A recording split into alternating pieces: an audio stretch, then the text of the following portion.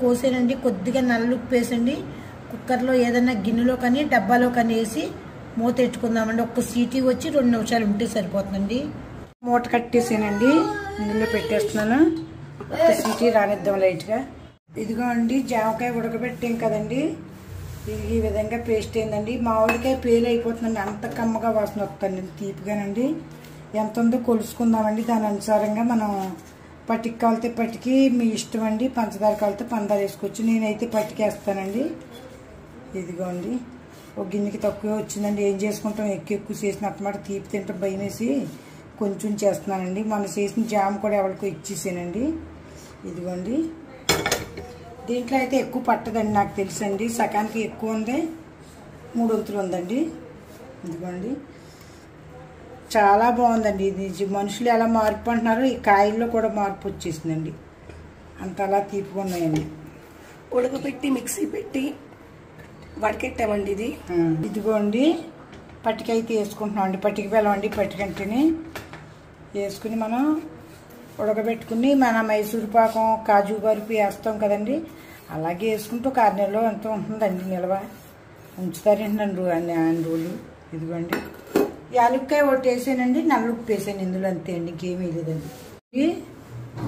జల్లీ టైప్కి ఇలా ముద్ద అయిందండి. 2 నిమిషాల నుంచి తీసేద్దామండి దీన్ని. ఇది ఇందులో వేయకూడదండి, ఇంక నీళ్ళు వేసింది కదండి, ఇది బయటకు పాకకుండా ఉండాలండి. లేకపోతే ఇదిగో నీళ్ళు వేసి చూసుకుంటే ఇలా ఉండవ్వాలి మనకండి. ఉండైతే అయిపోయినట్టండి అండి. దగ్గరికి వచ్చేసింది, అందుకే వేసేసుకుందామండి. ఇంకని గట్టిగా కూడా అయింది కదండి ఉండలో. కొంచెం 2 నిమిషాలు అయిపోయిందండి అది తీసి. ఇది ఇందులో ప్లేట్లో నెయ్యి వేసుకొని ఉంచుకున్నాము.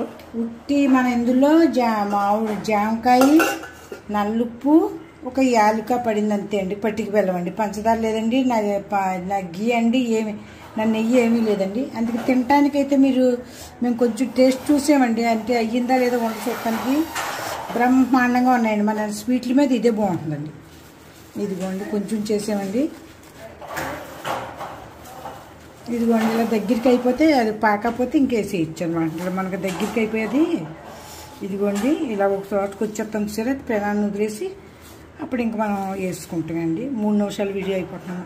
ఇదిగోండి మన అమృతిక జల్లీ అయితే తయారైపోయిందండి. చేతికైతే అంటుకుంటలేదు చూసారండి. తినటానికైతే చాలా టేస్ట్గా ఉందండి, ఎందుకంటే మేము తిని చూసామండి. అది ఇదేంటంటారు, యాలకుల పొడితో వాసనతో గుమ్మగుమ్మలు ఆడిపోతుందండి.